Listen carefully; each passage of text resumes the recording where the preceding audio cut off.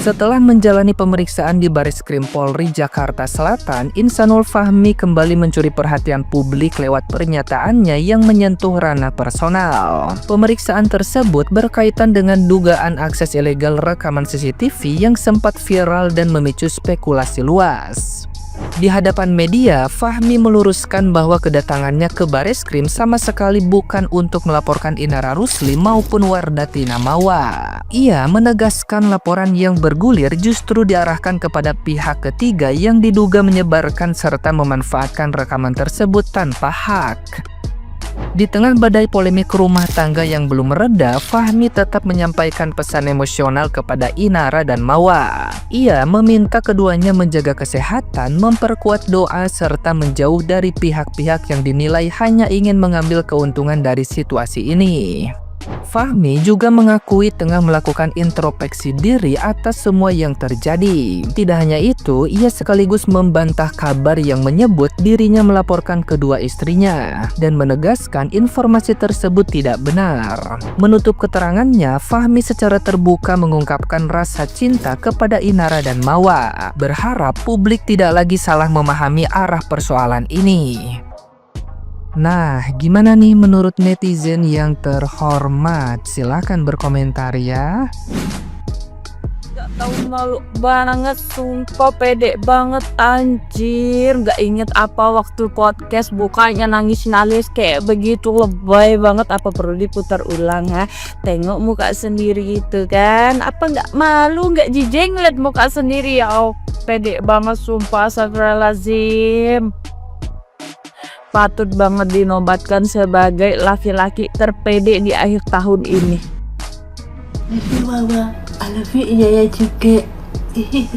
Tertawaannya kayak gini. Ada pesen gak buat Wawa? Iya gitu. Udah terakhir nih ya, terakhir.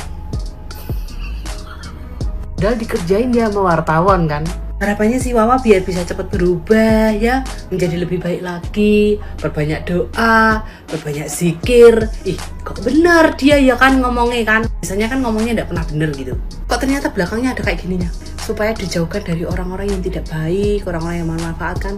Gue, lu orangnya. Mendingan ke mall sana, di sandal. Kayaknya cuma ada di HP loh. Kalau ada di real life loh, di depan mataku ini, tak tapuk bolak-balik gini. Yakin aku sebelum nonton aku tadi di tensi loh, 90-70 rendah tensiku. Bisa nih, habis nonton langsung melonjak tinggi kayak gini. Manusia 26 tahun gak ada yang kayak gitu. Lagian FYP ku kok salewa terus ya. Belakangan ini diramaikan berita orang-orang selingkuh ya. Jadi sadar gitu. Satu-satunya cara yang bisa menghancurkan laki-laki adalah bermain dengan wanita. Itulah cara paling cepat untuk menghancurkan segalanya. Silakan bermain senang-senang. Atu nggak cukup, mau 2. Kenapa sih ada 2 kacang Garuda lu kanan kiri? Ayo dong, belajar dong dari laki-laki di luar sana yang sudah bermain wanita. Hancur karirnya. Yummy, selamat menikmati kehancuran. Yang bahkan ya waktu itu gue pernah lihat di salah satu video di TikTok, banyak laki-laki itu yang menjadi gelandang. Awal pemicunya adalah dia menyakiti hati istrinya. Mau ya udah, selamat menikmati. Jadi suaminya Mawa ini kalimat terakhirnya karena si Mawa itu sering menolak berhubungan, terlalu porno. Di otakmu lubang perempuan saja, laki-laki murahan, laki-laki dah beres. Jadi kau cuma ingat lubangnya, lubang saja mau disuguhkan tiap hari kau. Kau tidak baik kebaikan yang lain, berarti kau biar perempuan baik. Selagi lubangnya tidak berfungsi kau tinggalkan begitu. Kau tidak ingat pengorbanan istrimu, melahirkan, hamil, ya, apa segala macam kau ditemani dari nol. Porno, laki-laki tidak beres. Ya, lucu-lucu. Kenapa kebanyakan laki-laki seperti ini model suaminya si Mawa? Lobang dikasih masih selingkuh, tidak dikasih lobang juga alasannya selingkuh. Memang dasar ya, memang dasar otaknya porno. terbukti kan, cuma ditolak berhubungan saja dia langsung selingkuh. Pantasan langsung selingkuh dengan Inara, langsung berhubungan. Lucu-lucu kau laki-laki ya.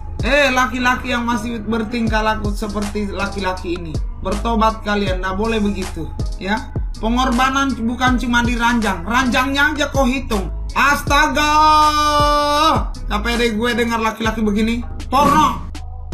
Baik Insan Birohi maupun istri sirinya sudah muncul untuk memberikan penjelasan juga klarifikasi ya. Di podcast Dr. Richard, Insan Birohi ini berbicara dengan berlinang air mata menunjukkan kemunafikan seorang laki-laki. Karena laki-laki sejati itu pantang meneteskan air mata. Laki-laki yang mudah meneteskan air mata itu laki-laki munafik. Saya sangat menyesal karena sudah menyia-nyiakan istri saya yang soleha, yang baik dalam merawat anak saya, juga melayani saya dengan baik. Saya akan menghadapinya juga keluarganya untuk meminta maaf. Dan saya juga akan menghadapi Inara untuk meminta maaf. Bila perlu, saya bersujud di depan brand yang mau memutuskan kerjasama dengan Inara. Kok malah brand yang dipikirkan? Laki-laki ini, ya, dia sama sekali tidak memikirkan perasaan istrinya yang hancur akibat perbuatan. Yang dia pikirkan itu pekerjaan istri sirihnya. Mungkin karena si istri sirih ini sudah mengeluh. Ayang, kontrak kerja sama saya dengan beberapa brand mau dibatalkan karena perbuatan kita. Nah, mungkin karena itulah dia siap bersujud di depan brand. Coba bayangkan guys, tapi kalau menurut saya, baik laki-laki maupun perempuan, mereka tidak merasa bersalah dengan perbuatan mereka. Karena yang mereka tahu dan mereka yakini, apa yang mereka lakukan itu ibadah. Dan apa yang disampaikan di video tadi itu sinkron dengan pembicaraan Insan Birohi dengan Mawa istrinya. Jadi Insan Birohi ini kan pernah mengatakan pada istrinya, abang mau poligami dan Ade tidak bisa melarang. Memang cara mainnya seperti itu. Kalau abang poligami itu bukan sebuah dosa. Jadi tadi saya bilang, mereka ini tidak merasa bersalah karena yang mereka tahu perbuatan mereka itu bukan dosa, melainkan ibadah. Sementara yang kita ketahui bersama, ya, walaupun kita tidak mengikuti kajian seperti mereka, tidak mendalami juga menyelami sampai ke dasar laut ilmu agama, tapi kita tahu ya, ibadah itu ada yang diterima Tuhan dan ada yang tidak diterima Tuhan. Ibadah yang diterima Tuhan itu ibadah yang dilakukan dengan niat yang tulus, hati yang bersih, juga jiwa yang murni. Tapi dalam permasalahan ini, dari awal kan sudah ada kecurangan, kebohongan, yang pada akhirnya membuat istri pertama atau istri si Insan Birohi ini kan merasa terzolimi. Apakah itu pantas disebut sebuah ibadah? Kalau memang ibadah, apakah ibadah mereka ini diterima Tuhan? Di dua manusia munafik ini, mereka itu merasa seperti mereka ini sudah pasti menjadi penghuni surga. Dan kalau boleh ya, kalau boleh semestinya kajian-kajian itu dipisahkan antara laki-laki dan perempuan. Jangan digabungkan janda sama suami orang, duda sama istri orang. Itu berbahaya ya. Karena manusia sekarang ini yang tertutup itu belum tentu punya akhlak yang baik.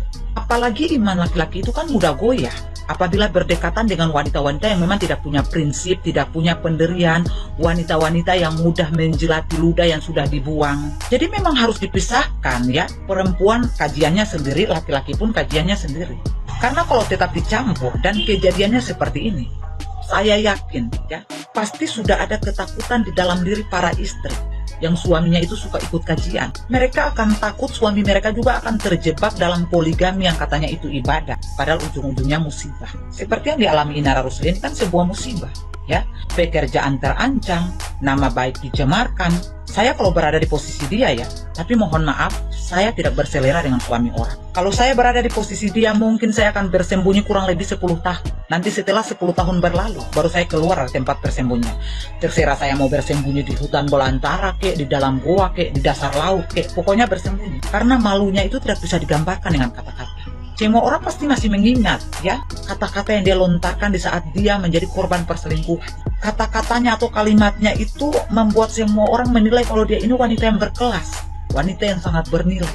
Untuk menjadi selingkuhan itu tidak perlu cantik, asalkan tidak tahu diri saja. Saya siap dipoligami asalkan dengan wanita baik-baik. Tapi sayangnya tidak ada wanita baik-baik yang mau sama suami orang. Nah, bila dikaitkan apa yang dia ucapkan dulu dengan kejadian saat ini, kita bisa beri kesimpulan ya, bahwa Inara ini antara sadar ataupun tidak, dia sudah mengakui bahwa Mawa istri pertama Insan Birohi ini adalah wanita baik-baik. Buktinya dia mau menjadi istri kedua, ya kan? Sementara dia sebaliknya, karena dia sendiri yang mengatakan bahwa Wanita baik-baik itu tidak akan mau dengan suami orang. Kalau menurut kalian bagaimana?